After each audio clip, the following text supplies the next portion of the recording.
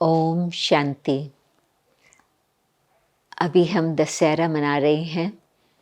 10 शीश वाले रावण का हम बड़ा भूत बनाकर उसको हर वर्ष जलाते हैं। परंतु प्रश्न मन में ये आता कि हर साल इस प्रकार से रावण का हम त्योहार मनाते, परंतु आज तक भी हम कहेंगे कि राम राज्य तो नहीं है संसार के अंदर, और ही हम ये कह सकते हैं कि शायद रावण राज्य ही है।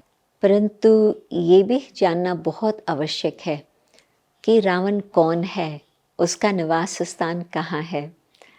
रावण क्या ऊपर में रहता, नीचे पाताल में रहता, या सारे विश्व में व्यापक है। परंतु विश्व में भी क्या चैतन्य मनुष्य आत्माओं के अंदर है, या जानवरों के अंदर है, या प्रकृति के अंदर है, ये सब मन में प्रश्न उठते हैं।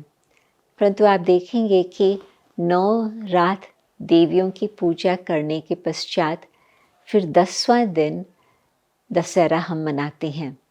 परंतु उसमें भी फिर हम कहेंगे कि रावण 10 शीश वाला है, अथवा 5 विकार स्त्री 5 विकार पुरुष, जो प्रवृत्ति मार्ग की निशानी है, उसमें स्त्री और पुरुष दोनों ही मिला करके हम कहेंगे कि रावण का राज्य चल रहा है।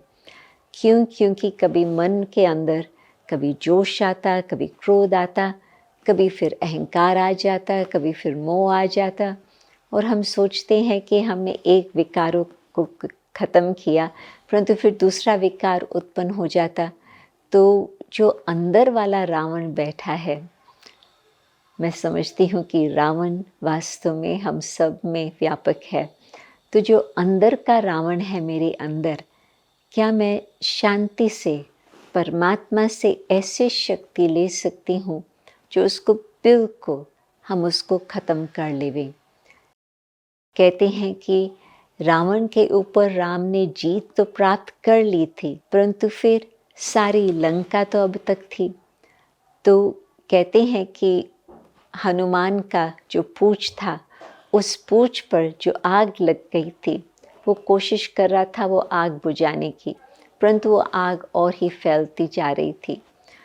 तो एक तरफ हम कहेंगे 5 विकार हमारे अंदर है, दूसरी तरफ हम कहेंगे कि हाँ, हनुमान जैसे हमारे भी पूँछ लंबी लंबी अहंकार के हमारे साथ है, परंतु योग अज्ञान के द्वारा हम उस पूँछ को जला भी सकते हैं, अहंकार को समाप्त भी कर सकते, और सचमुच फिर न सिर्फ रावण का खात्मा होगा, परंतु सारे विश्व से रावण राज फिनिश और राम राज की स्थापना का कार्य संपन्न होगा।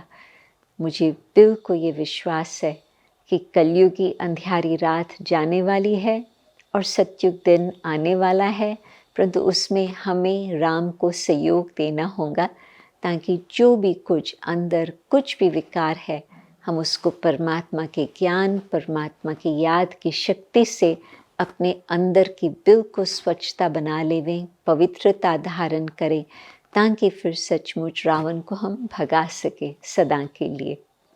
ओम शांति।